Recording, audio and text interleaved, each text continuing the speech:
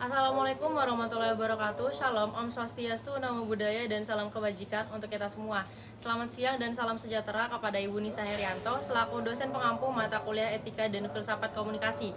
Baik, pada hari ini kami dari kelompok 5 akan mempresentasikan materi terkait konfidensialitas dan kepentingan umum. Sebelumnya, tak kenal maka tak sayang, jadi perkenalkan anggota kelompok 5, ada saya sendiri, Amelia Musliha, dan teman-teman saya.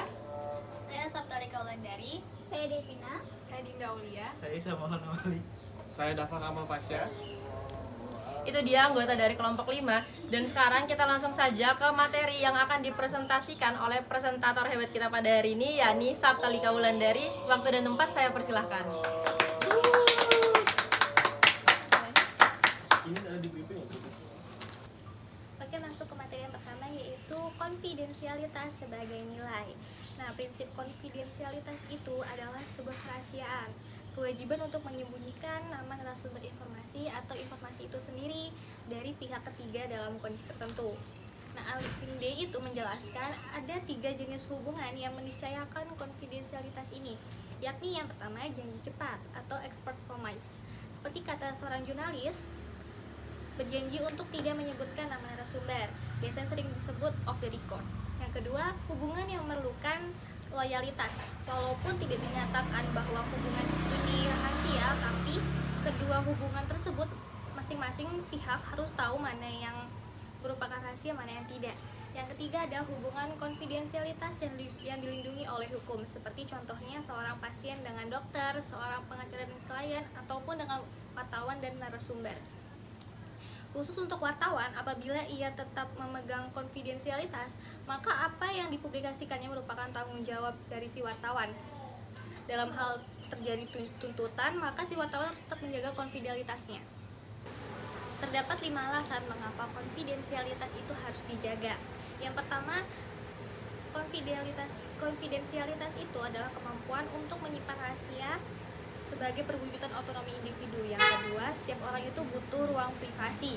Yang ketiga, untuk menumbuhkan rasa saling percayai. Yang keempat, penting untuk mencegah tindakan menyakiti orang lain. Dan yang kelima, merupakan sarana untuk mewujudkan tujuan kelompok sosial. Yang kedua ada konfidensialitas dalam kasus Watergate.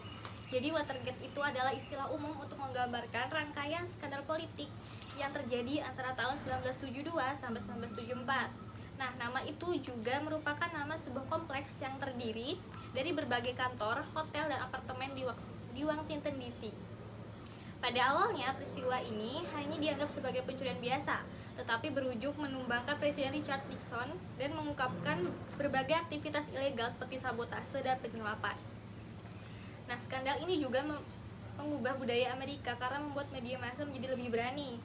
Salah satu aspek penting dari kasus ini adalah bahwa Presiden Nixon dan stafnya mencoba untuk menutupi skandal tersebut dengan cara yang tidak sah, termasuk dengan merusak bukti-bukti dan menghalangi penyelidikan. Konfidensialitas dalam kasus ini sangat penting karena informasi yang diungkapkan oleh para saksi dan wartawan sangat penting untuk membongkar skandal tersebut. Deep Throat adalah narasumber misterius yang memberikan informasi kepada para jurnalis yang membuat pusat perhatian tertuju pada skandal ini. Nah, dia itu sumber penting bagi reporter harian yang bersama-sama menulis seri artikel tentang skandal yang menyebutkan bahwa terdapat keterlibatan pemerintahan Nixon di dalam skandal ini. Lebih dari 30 tahun setelah skandal Watergate terungkap, mantan wakil kepala FBI 1971-1973 akhirnya mengakui dia adalah Deep Throat. Gray, ketua FBI pada saat itu, mengungkapkan bahwa ia tidak mengira bahwa sosok asli Deep adalah rekan kerjanya sendiri. Mark Fred disebut merupakan individu yang terhormat dalam menjalankan pekerjaannya. Fred mengungkapkan alasan menjadi narasumber misterius yaitu karena kecewa dengan Nixon. Fred kecewa karena Nixon memilih Gray yang bukan orang FBI untuk memimpin FBI ketimbang dirinya yang sudah lama berkarir di FBI. Lewat cara pemberian informasi kepada wartawan Washington Post Bob, Feld akhirnya bisa menumbangkan pemerintahan Nixon karena rangkaian informasi yang diberikannya memungkinkan arah pemberitaan yang menuju kepada peran Nixon waktu itu. Lanjut ke materi yang ketiga, yaitu konfidensialitas versus kepentingan umum. Menurut Alvin Day, demi kepentingan publik, maka konfidensialitas boleh dilanggar, kecuali dalam praktik jurnalisme. Sedangkan pers atau atas alasan apapun tidak boleh melanggar konfidensialitas selain menyalahi hukum pers, pelanggaran tersebut akan menjatuhkan kredibilitas media tersebut. Secara umum, kerahasiaan adalah sebuah status atau keadaan di mana hal-hal tertentu menjadi tertutup bagi pihak-pihak yang tidak seharusnya memiliki akses, dan meliputi semua hal yang bersifat lisan maupun tulisan mengenai suatu hal yang terjadi sebelumnya ataupun yang direncanakan. Idealnya, mengungkapkan kerahasiaan jelas harus mempertimbangkan kepentingan publik, bukan untuk kepentingan orang tertentu, agar masyarakat tidak dibingungkan dengan informasi-informasi yang belum diketahui kebenarannya. Baik, terima kasih Sabta atas pemaparan materinya yang luar biasa pada hari ini. Dapat saya simpulkan bahwasanya konfidensialitas merupakan prinsip kunci dalam keamanan informasi dan privasi.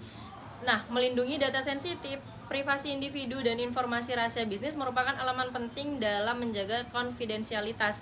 Nah, dengan implementasi yang tepat, konfidensialitas dapat membantu mencegah pelanggaran privasi, pencurian identitas, dan kerugian serius yang dapat timbul akibat pengungkapan informasi yang tidak sah. Nah, penting banget nih buat kita semua untuk menjaga informasi dan rahasia yang kita miliki. Oke, sekian dari kelompok 5. Atas perhatian dan waktunya saya ucapkan terima kasih. Wassalamualaikum warahmatullahi wabarakatuh.